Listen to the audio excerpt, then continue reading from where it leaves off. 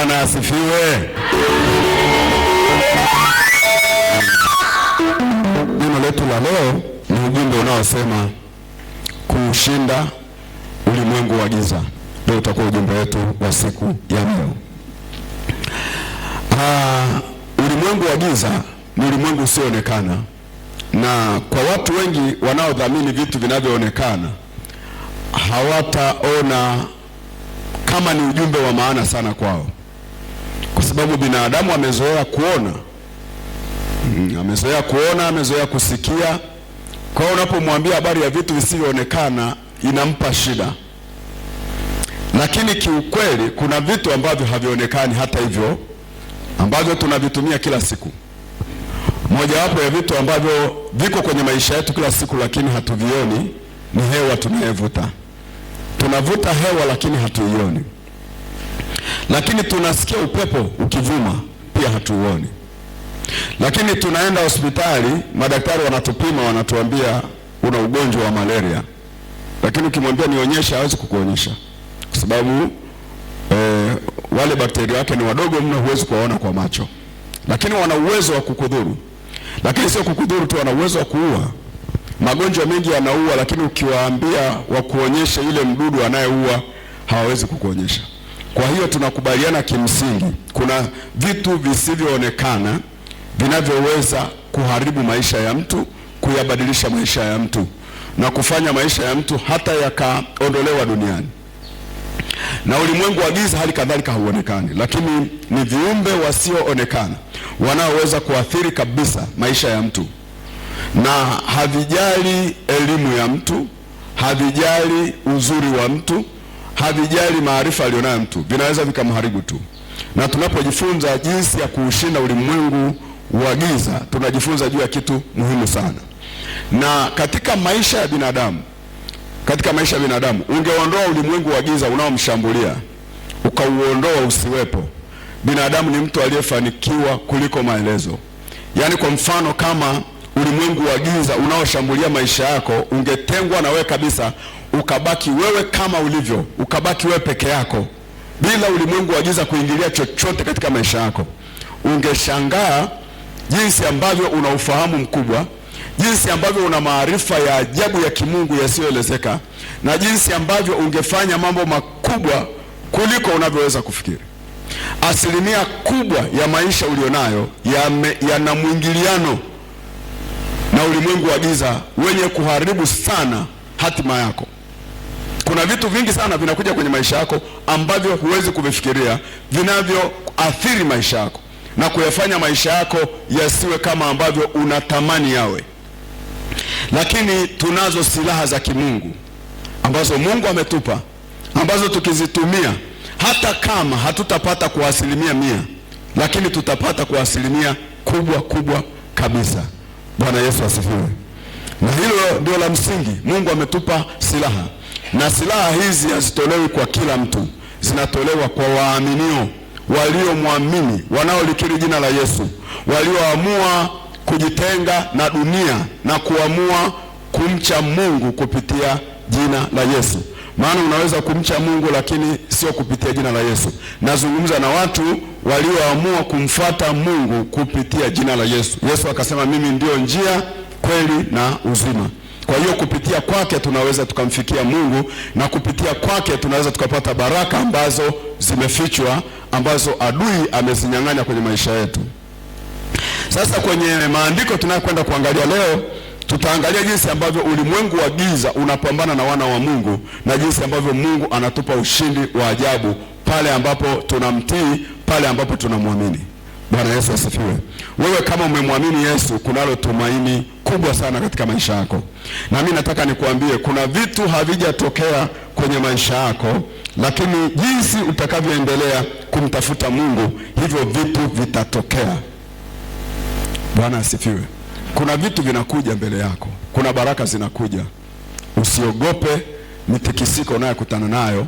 Mungu ameahidi ushindi katika maisha yetu. Amina. Tutakwenda kuangalia kwenye kitabu cha Hesabu ile sura ya 22. Tutasoma Hesabu ile sura ya 22 na tutasoma mpaka ule mstari wa 12. Kitabu cha Hesabu sura ya 22 na tutasoma mpaka ule mstari wa 12. Kitabu cha Hesabu ni miongoni mwa vitabu ambavyo vinasadikiwa viliandikwa na Musa, na kitabu hiki kinaitwa kitabu cha Hesabu kwa sababu takwimu nyingi au sensa nyingi zilifanyika kipindi hiki, na Waisraeli walihesabiwa katika kipindi hiki ambacho kitabu hiki kimeandikwa. Na kitabu hiki kinaitwa hivyo kulingana na kile kilichoko ndani. Kulikuwa na sensa ya kuhesabu wana wa Israeli. Baada ya safari ndefu ya jangwani, walifika mahali tena wakahesabiwa kwa upya. Tuko pamoja? Kwa kifupi tu ni kwamba kilikuwa ni kitabu cha sensa ya Waisraeli kuhesabiwa baada ya kutoka kwenye nchi ya Misri wakiwa njiani kuelekea kwenye nchi ya Kanaani. Kikaitwa kitabu cha Hesabu. Sasa ukisoma pale utaona maandiko yanaanza kuzungumza kama ifuatavyo. Biblia inasema, kisha wana wa Israeli wakasafiri na kupanga katika nchi tambarare za Moabu, ng'ambo ya pili ya Yordan karibu na Yeriko. Hapa wako safarini, wakasafiri na kupanga katika nchi ya tambarare za Moabu, ng'ambo ya pili ya Yordan karibu na Yeriko. Na Balaki mwana wa Sipori akaona mambo yote ambayo Israeli wamewatendea Waamori. Huyu Balaki alikuwa ni mfalme katika hii nchi ambayo ilikuwa nchi ya Waamori, ambayo ilikuwa jirani tu na taifa la Israeli. Biblia inasema Balaki mwana wa Sipori akaona mambo yote ambayo Israeli wamewatendea Waamori. Kwa hiyo huyu alikuwa ni mfalme jirani na taifa la Waamori, na alikuwa ameona mambo ambayo Waisraeli wamewatenda hawa watu wanaitwa Waamori. Moabu akawaogopa, hili taifa la Wamoabu likawaogopa hawa watu. Biblia inasema Moabu akawaogopa hawa watu sana. Hili ni taifa ambalo sio taifa la Mungu, limeona watu wa Mungu wanavyotenda mambo makuu. Maandiko yanasema wakawaogopa sana, kwa kuwa walikuwa wengi. Kitu cha kwanza, walikuwa wengi hawa watu wa Mungu, hawa Waisraeli walikuwa wengi, lakini sababu hiyo iliwafanya Moabu akafadhaika sana kwa sababu ya wana wa Israeli. Moabu akawaambia wazee wa Midiani, sasa jeshi hili la watu litaramba vitu vyote vinavyotuzunguka kama vile ng'ombe arambavyo majani ya mashamba. Na Balaki mwana wa Sipori alikuwa mfalme wa Moabu zamani zile. Kwa hiyo huyu ni mfalme anaita wazee wale watawala wanaomsaidia kwenye ule ufalme. Anawaambia kuna taifa linaitwa taifa la wana wa Mungu wa Israeli. Hili taifa lina watu wengi sana, na tukifanya mchezo nalo litawaramba watu wote, litachukua mashamba yote, litachukua ng'ombe na vitu vyote vinavyotuzunguka, kwa sababu ni watu wenye nguvu sana. Wanapokuwepo mahali wanamiliki, wanatawala, na chochote kilichoko wana uwezo wa kukifanya kikawa cha kwao.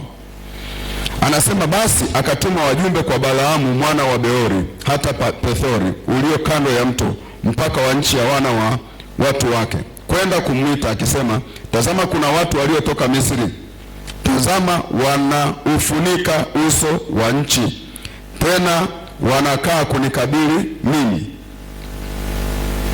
Basi njoo wewe na kusihi unilaanie watu hawa. Kumbuka hiyo pointi.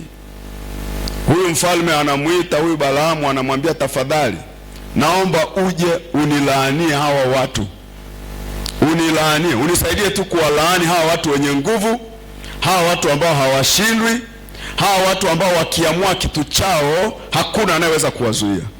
Nimeona, huyu mfalme anasema, nimeona kuna kitu kinaweza kikafanyika kikasaidia, na kitu hicho ni kupata mtu atakaye walaani. Kwa nini mfalme anasema hivyo? Mfalme amegundua rohoni kuna nguvu. Msikia watumishi wa Mungu, amegundua akitumia silaha ya ulimwengu wa roho itakuwa na nguvu kuliko kupigana vita. Kwa hiyo akatafuta mtu atakaye walaani Waisraeli. Wakilaaniwa hawawezi kupigana vita. Tuko pamoja?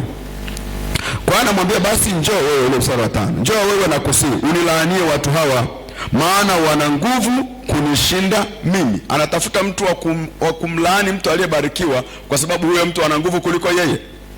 Wana nguvu kuliko mimi. Labda nitaweza tupate kuwapiga, niwafukuze watoke katika nchi yangu, kwa maana najua ya kuwa yeye umbarikiwe hubarikiwa, na yeye umlaanie hulaaniwa. Wazee wa Moabi na wazee wa Midiani wakaenda wakachukua ujira wa uganga mkononi mwao, wakamfikiria Balaamu, wakamwambia maneno ya Balaki. Wakachukua ujira wa uganga. Uganga, mnafahamu watu wakienda kwa waganga wanaenda na kuku, wanaenda na mbuzi. Kwa hiyo hawa wakachukua kabisa vitu vya waganga. Ni kama vile walikuwa wanaenda kwa mganga wa kienyeji. Yule mganga wa kienyeji atumie nguvu zake kuwalaani watu wa Mungu. Na hapa ukumbuke tu kwamba hawa ni watu wa Mungu wanaomtegemea Mungu, lakini upande wa pili kuna watu wa shetani wanaomtegemea shetani. Wao wanataka kutumike nguvu za kuwadhoofisha nguvu, ili hawa watu wa Mungu wasiweze kumiliki, wasiweze kutawala, wasiweze kwenda mbele, kusonga mbele na safari yao, wasiweze kumiliki. Sasa njia nini? Kutafuta mtu tumpe ujira, tumpe hata fedha, tumpe hata kuku, ujira wa uganga. Biblia inasema wakaenda na ujira wa uganga mikononi mwao, wakamfikiria Balaamu, wakamwambia maneno ya Balaki. Akawaambia, kaeni hapa usiku huu, nami nitawaletea jawabu kama Bwana atakavyo niambia. Wakuu wa Moabu wakakaa na Balaamu. Mungu akamjia Balaamu akasema, ni watu gani hawa ulionao pamoja nao? Huyu Balaamu akaenda mbele za Bwana kuomba. Anamuomba Mungu ampe kibali cha kuwalaani watu waliobarikiwa. Mungu anamuuliza, hawa watu waliokuja ni watu gani? Balaamu akamwambia Mungu, Balaki mwana wa Sipori mfalme wa Moabu amewatuma kwangu akisema, tazama kuna watu waliotoka Misri. Tazama kuna watu waliotoka wapi? Misri, wanaofunika uso wa nchi. Basi njoo unilaanie watu hawa, labda nitaweza kupigana nao na kuwafukuza. Huyu mfalme anatafuta nguvu ya kuwadhibiti watu wa Mungu ili wasiweze kupigana na maadui zao. Mstari wa 12, Mungu akamwambia Balaamu, usiende pamoja nao wala usiwalaani watu hawa, maana wamebarikiwa. Wakati huyu mtu anatafuta kuwalaani, Mungu anamjibu, anamwambia usikubali kwenda na hawa watu wanaotaka kuwalaani watu wangu, kwa sababu hawa watu wangu wamebarikiwa. Bwana apewe sifa.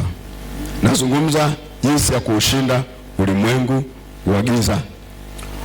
Ulimwengu wa giza uko kinyume kabisa na ulimwengu wa nuru, na watu walioko nuruni, wanaosema wanamjua Bwana, wanaosema wameokoka, wanaosema Kristo ni Bwana kulingana na maandiko, hao ni wana wa nuru. Na Biblia inasema nuru na giza havichangamani. Lakini pia Biblia inasema giza halijaweza kuishinda nuru. Ukitaka kuwa mshindi siku zote, kaa katika nuru, usikubali kukaa katika giza. Na matendo ya giza, Biblia inazungumza ni dhahiri, matendo ya giza. Kuna matendo ya watu wa giza na kuna matendo ya watu wa nuru. Ukitaka kulishinda giza, kaa kwenye matendo ya watu wa nuru, utashinda giza, utaushinda ulimwengu wa giza.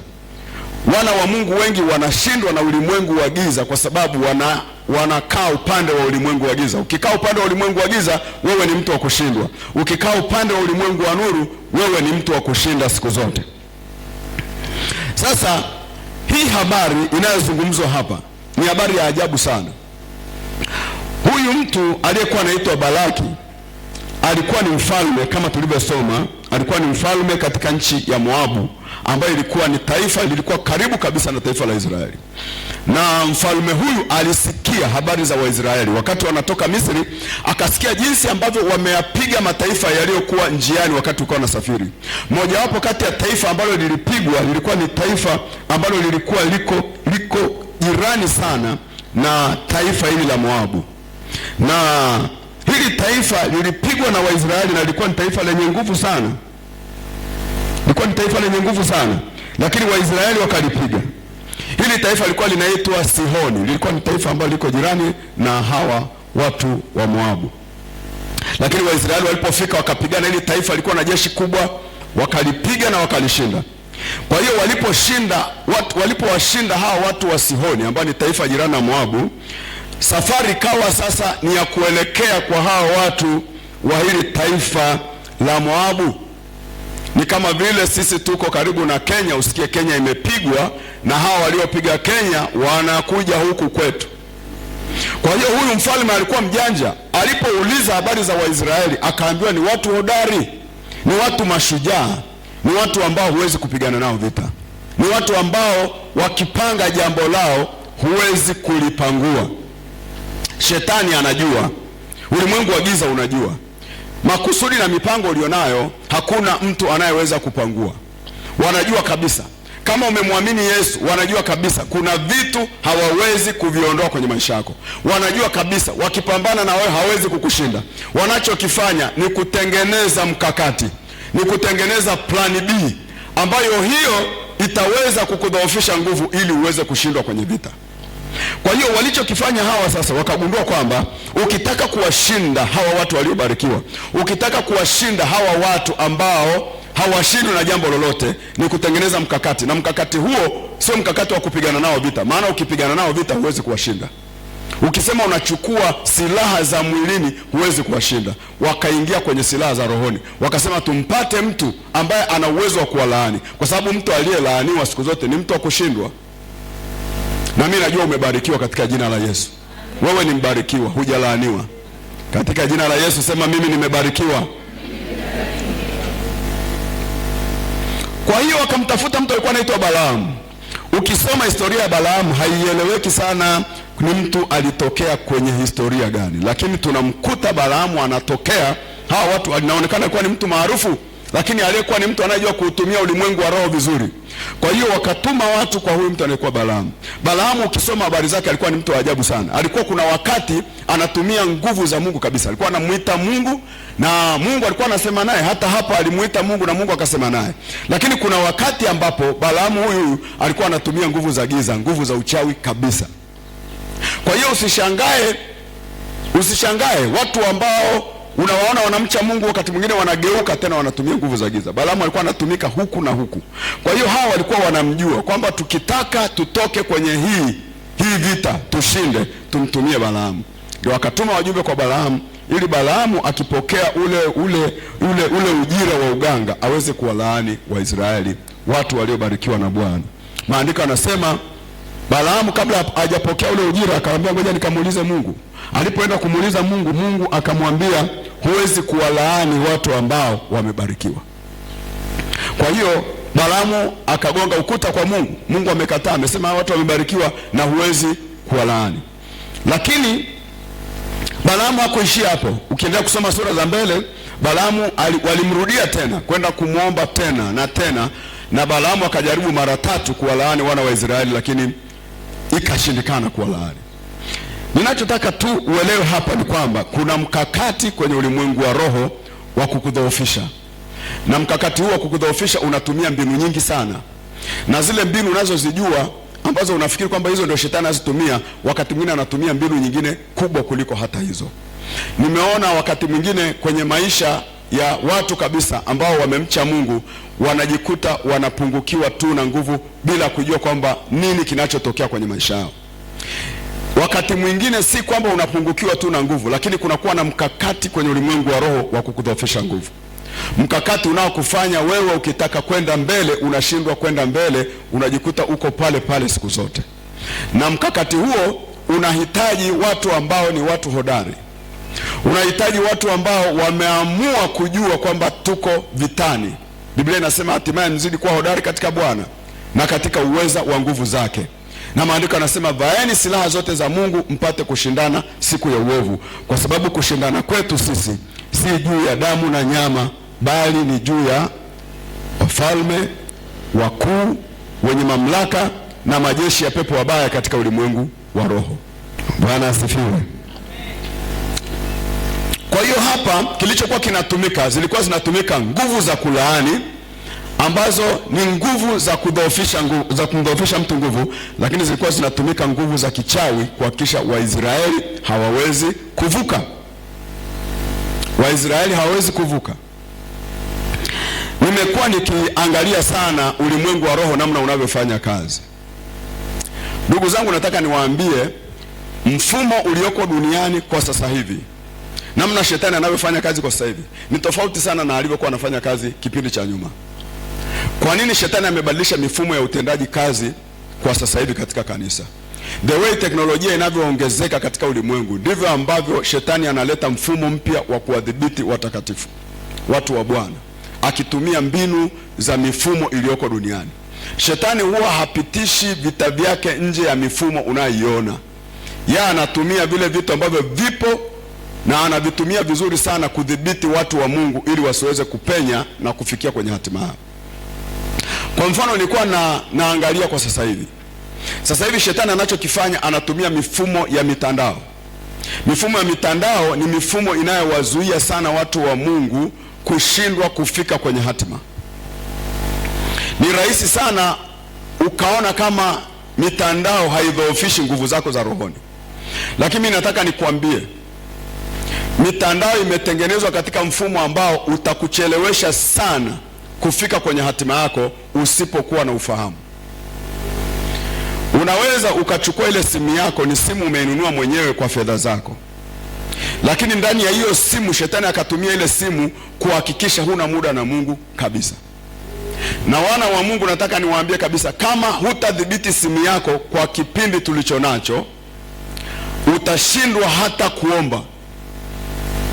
Na ukisema hivi, mtu anaweza kusema, utakuwaje bwana, mtu simu tu ushindwe kuomba? Simu zimewazuia watu kuomba. Simu zinakula muda mwingi sana kama hautakuwa makini.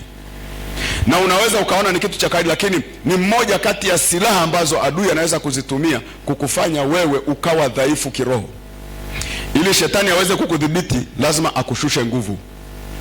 Shetani hawezi kudhibiti maisha yako ukiwa na nguvu za Mungu. Hawezi kukufanya wewe ukashindwa kupenya kwenye ulimwengu wa roho, hataweza ukiwa una nguvu. Lakini ili uwe hauna nguvu, lazima atumie kifaa chochote kile au njia yote ya kudhoofisha nguvu zako. Mmoja wapo anaweza akatumia simu ambayo unaitumia, anaweza kutumia mifumo ambayo iko duniani, anaweza kutumia vitu ambavyo vinakuchelewesha kushindwa kumtafuta Mungu. Kipimo cha kumtafuta Mungu kwa sasa, ili uweze kushindana na adui zako, ni kipimo kinatakiwa kiwe cha juu kuliko vipimo ambavyo tumewahi kuwa navyo huko nyuma, kwa sababu mbinu anazotumia shetani sasa hivi zimebadilika. Shetani anatumia mbinu nyingi. Shetani anatumia mbinu hata mpaka za kichawi. Tumia mbinu za kichawi. Na unaweza ukafikiri kwamba kwa sababu mimi nimeokoka, mimi namcha Mungu, haiwezekani uchawi ukatumika. Uchawi unatumika. Sasa utasema, mchungaji, mimi sijatoka kwenye familia ambayo ina nguvu za giza ambazo zinaweza zikanirudisha nyuma. Sikiliza, kwenye familia yenu kuna vitu unakuta vilifanyika ambavyo wewe huvijui. Vile vitu vinakuwa ni vitu ambavyo mara zote vinakuvuta kurudi nyuma. Ndio maana kuna familia ambayo mtu yoyote akitaka kutoka amtumikie Mungu wa kweli, roho za miungu zinamrudisha nyuma. Na hizo roho za miungu huyo mtu hawezi kujua zimetoka wapi, lakini ziko kwenye hiyo familia toka zamani, kwa sababu hiyo familia toka zamani ni roho wale wazazi au wale mababu walikuwa wameyaita mashetani kutawala hiyo familia. Walikuwa wameita mashetani ndiye ambaye anamiliki hiyo familia. Anapotafuta mtu kutoka, anapotafuta mtu kupenya aingia kwenye ulimwengu wa kimungu, zile roho zinapambana naye kumrudisha nyuma. Ndio maana unaweza ukaona mtu ameokoka, anampenda Mungu kabisa, mtu anakuja kanisani, lakini mafundisho, akifundishwa kitu hapokei, au akifundishwa kitu hawezi kukifanya, kwa sababu ile miungu ambayo alikotokea hairuhusu mtu anayetoka kwenye familia kumcha Mungu wa kweli. Na ndio matatizo tunayokutana nayo kwa watu wanaookoka. Watu wanafundishwa, lakini unakuta mtu anafundishwa kitu kabisa, anafundishwa namna ya kupigana vita vya kiroho, namna ya kutoka mahali ambapo maadui wanamzingira, lakini anapotoka kwenye lile fundisho hawezi kulifanyia kazi, kwa sababu kuna kitu rohoni kinachofunga asiweze kupenya, kinachofunga hawezi kutoka hapo alipo. Anafikiria, hata akijitathmini anaona kabisa, mimi sistahili kuwa hapa, lakini anashangaa kwa nini niko hapa. Unajua Paulo alipokuwa anaongea na Wagalatia anawaambia, enyi Wagalatia msiokuwa na akili, nani aliyewaloga? Akionyesha kwamba wale walikuwa ni watu wa Mungu, lakini alipoona maisha yao yamebadilika akagundua kuna nguvu za ulimwengu wa giza zinatenda kazi katika maisha yao. Mimi najua una nia nzuri sana ya kumcha Mungu, unatamani sana kwenda mbele, lakini lazima ufanye kazi ya ziada. Kujitoa kwenye wingu la giza sio kazi rahisi. Usifikiri tu kwamba kwa sababu tu unasema mimi nampenda Yesu ndio umetoka. Bado kuna mashindano makubwa.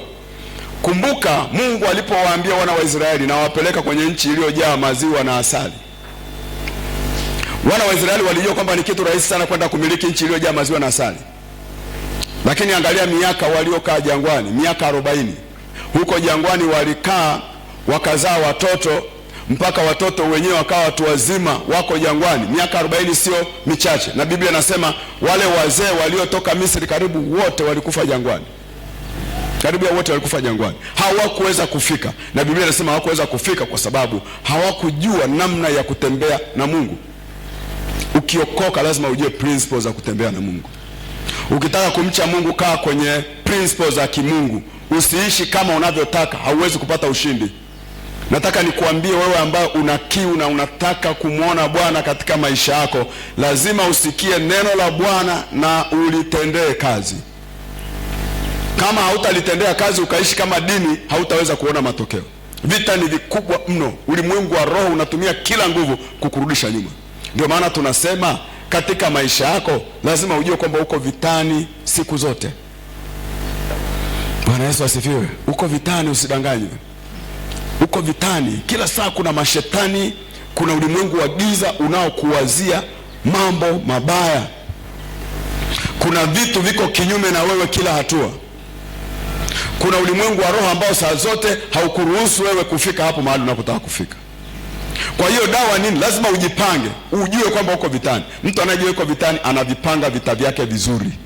Lazima uratibu namna yako ya kupigana vita. Kuna watu wanaishi, ukimuuliza ana mipango gani au ana kalenda gani ya kutafuta hatima yake, atakwambia hana chochote.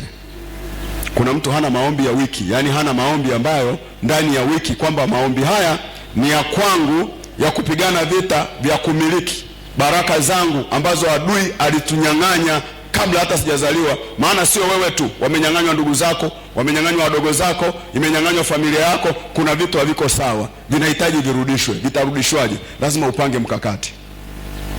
Bwana asifiwe. Lazima upange mkakati. Wewe ni mbarikiwa, lakini ukikaa ovyo ovyo wanakulaani. Wapendwa, watu wanaokulaani usifikiri kwamba watakulaani kama vile unavyofikiri. Mtu anasema tu, unakutana tu na mtu anasema hivi unavyofanya hautafanikiwa. Neno tu dogo tu. Lakini hilo neno kama linatoka kwa kuhani wa shetani, wakala wa shetani mwenye nguvu rohoni, hilo neno linatosha kuyaathiri maisha yako. Na ndio maana kwenye ulimwengu wa roho tunapoingia kwenye maombi ni pamoja na kufunga kila neno lilotamkwa kinyume na maisha yako. Kuharibu chochote ambacho kimesemwa kinyume na wewe. Kilichokuwa kinatafutwa hapa kwa hawa watu wa Mungu hapa ni mtu tu atakayetamka maneno ya kuwalaani hawa watu. Akiweza kuyatamka haya maneno yakifanya kazi, hawa watu watakuwa hawana nguvu rohoni ya kupigana vita. Lakini kilichotokea, Mungu aliwalinda hawa watu kiasi kwamba hawakuweza kulaaniwa. Lakini kuna vitu vinatokea kwenye ulimwengu wa roho kwamba kwenye utendaji wa kazi za shetani, ulimwengu wa giza unatumia kila silaha. Ulimwengu wa giza unatumia maneno ya watu. Ulimwengu wa giza unatumia uchawi. Ulimwengu wa giza unatumia udhaifu wako ulionao kukudhoofisha nguvu. Unakuta mtu hana programu yoyote ya kujihami. Kuna mtu unaweza ukamuuliza tu, ukamwambia, niliwahi kumuuliza kijana mmoja, nikamwambia, wewe kwa wiki, wewe kijana, unakuwa na maombi ya muda gani kwa ajili ya kulinda hatima yako? Yule kijana hana. Yaani wewe mwezi unaanza mpaka unaisha, hana maombi yote ya kujiombea. Unasoma neno la Mungu mara ngapi? Hasomi neno la Mungu. Unafunga, una maombi ya kufunga ya kwako binafsi. Mtu hana maombi ya kufunga ya kwake binafsi, hana. Una ratiba gani ya kwako binafsi ya kumtafuta Mungu kwa ajili ya hatima yako? Unakuta mtu hana. Mtu anaenda kulala, unalala mpaka kuna kucha na unalala hivyo siku zote, lakini unategemea vitu vikubwa sana vitokee kwenye maisha yako. Ni ngumu sana rafiki, lazima upambane. Ulimwengu wa roho ni kupambana, ulimwengu wa roho ni kutafuta, ulimwengu wa roho ni kuomba. Lazima utenge muda.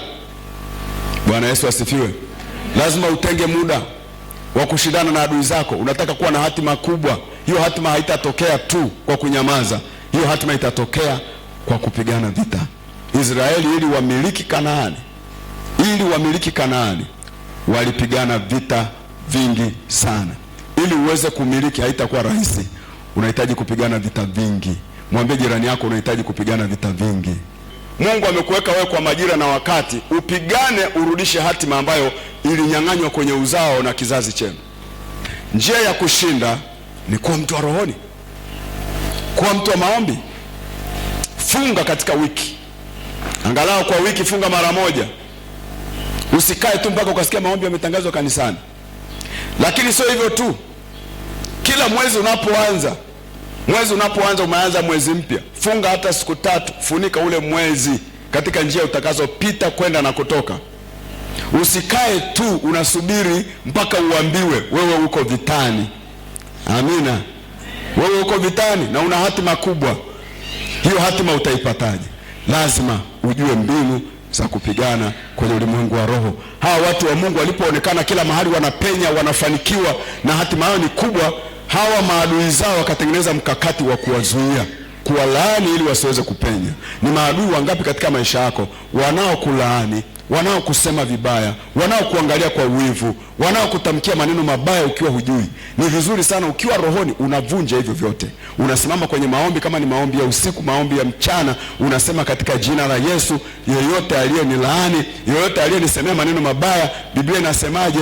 Kila neno baya ambalo limetamkwa kwako, ukiyahukumu hayo maneno, Biblia inaposema kila silaha itakayofanyika juu yako haitafanikiwa. Na kila nini? Ulimi unafuta ndimi zote zilizotamka maneno kinyume chako. Kuna ndimi zilitamka maneno hata hujazaliwa. Kuna ndimi zinatamka maneno baada ya kuzaliwa. Kuna ndimi zimetamka maneno hata sasa, zikikuona zinatamka maneno. Kuna mtu akimwona mtu anapita hivi anasema nimemwona fulani anapita, lakini muangalie tu, huyu atakuwa ni mtu wa shida siku zote. Hayo maneno kwenye ulimwengu wa roho, kama anayeyatamka ni kuhani wa kipepo, yana nguvu rohoni.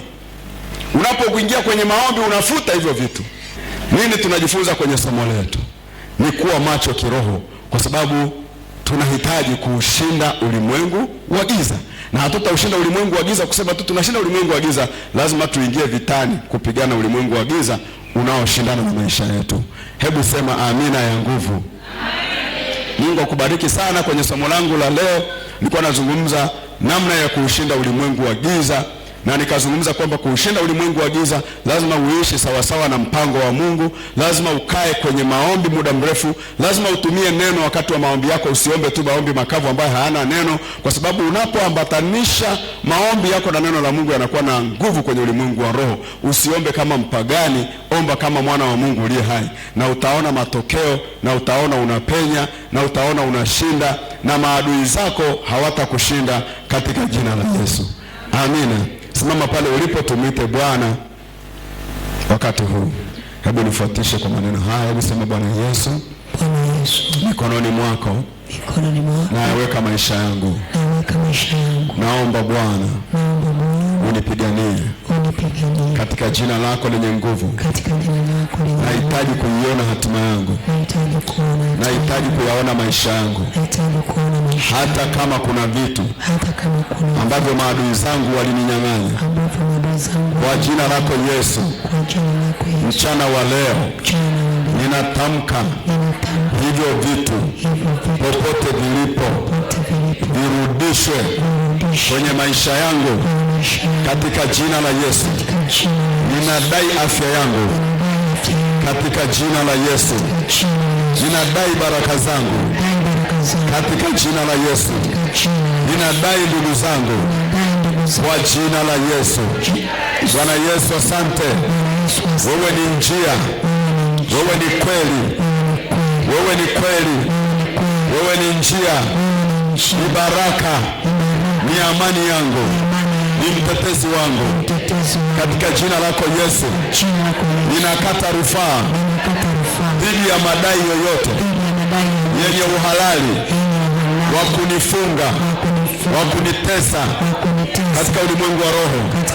Naita damu yako iliyojaa ukombozi ikanikomboe kutoka katika kifungo cha aina yoyote nisichokijua, katika jina la Yesu. Naomba damu yako ilikomboe, iniweke huru katika jina la Yesu. Mimi ni mwenye haki kupitia damu ya Yesu. Mimi nimetakaswa kupitia damu ya Yesu, si kwa matendo yangu, bali kwa haki yangu inayotoka kwa Yesu. Asante Yesu kwa kunihesabia haki. Asante Yesu kwa kunifanya niwe chombo chako. Asante Yesu kwa kuondoa yale matamko yote, laana zote, na kunibariki katika jina la Yesu. Nataka wakati huu uingie rohoni wewe mwenyewe. Kuna vitu unavyovijua wewe mwenyewe, kuna mapito unayoyapita wewe mwenyewe. Yale mapito unaweza ukatamka neno sasa, ukashinda hiyo vita, ukaambia chochote ambacho kinafunga njia yako, chochote kinachokuzuilia, iwe ni dhambi. Shetani anaweza akakuwekea dhambi. Hiyo dhambi, kila ukitaka kwenda mbele za Bwana, hiyo dhambi inasimama ikikuambia kwamba wewe huwezi kupenya. Ikataa hiyo dhambi. Mwambie adui anayetumia silaha ya dhambi kwamba nimekushinda kuanzia leo. Hautaweza kusimama tena kwa kupitia dhambi. Hautaweza kusimama tena kwa kupitia mawazo machafu. Adui anaweza kukuletea mawazo machafu akazuia hatima yako. Adui anaweza akakutumia simu yako akakuletea, akakuumbia vitu ambavyo sio vyako. Vikatae mchana wa leo. Usitoke kwenye ibada kama vile umeenda kwenye ibada ya kidini. Hapa ni mahali pa vita. Ingia vitani sasa, shambulia vile vitu ambavyo unaona hivi vinasimama kwenye maisha yako kama kikwazo, huwezi kupenya. Ukitaka kupenya kuna vizuizi, ukitaka kuwaza sawasawa kuna vizuizi, ukitaka kuomba unazuiliwa, ukitaka kusoma neno la Mungu unazuiliwa. Ukianza kitu kinaanza, baada ya muda kinakufa. Ukianza maombi unaomba kidogo, wiki moja, baada ya hapo hauombi tena. Kataa hiyo hali. Mwambie adui anayekuzingira na kukufanya usiweze aondoke sasa katika jina la Yesu. Ninawakamata katika ulimwengu wa roho maadui zako. Tunasimama kinyume na roho zote zinazotumika, iwe roho za kichawi, iwe roho za kipepo, iwe roho za madhabahu za kwenu, kwa jina la Yesu Kristo wa Nazareti. Chochote kilichotamkwa zamani kabla hujazaliwa kikaingizwa kwenye maisha yako, kinachotembea na vinasaba vya damu ili kukufuatilia kila mahali ulipo, kwa jina la Yesu Kristo wa Nazareti, tunafuta alama walizoziweka kwenye maisha yako, alama wanazokutazama nazo, alama wanazokumulika nazo ukiingia na kutoka.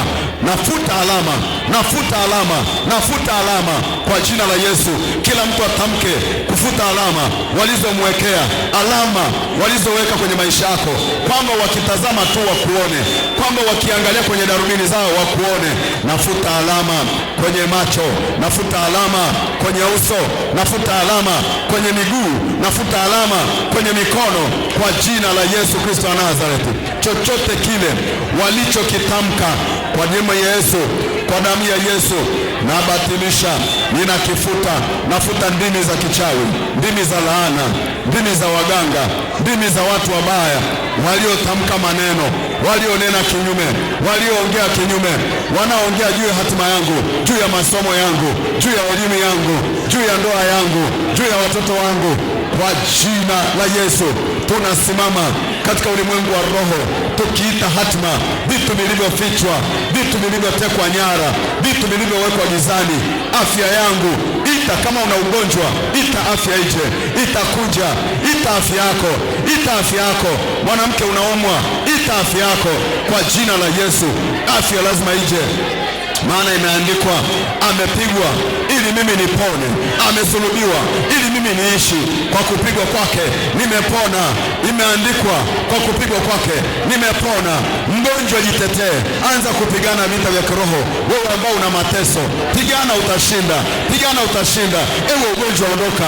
Ugonjwa wa sukari, ugonjwa wa blood pressure, ondoka ndani yangu. Ondoka, ondoka. Yesu amesulubiwa. Imeandikwa, atuponya na magonjwa yetu, atusamehe maovu yetu, atuponya na magonjwa yetu kwa jina la Yesu. Ondoka, ondoka nguvu ya giza, majini hamtakaa na wana wa Mungu. Ondoka, ondoka, achia katika jina la Yesu. Maandiko yanasema tunashinda na zaidi ya kushinda kwa yeye anayetutia nguvu.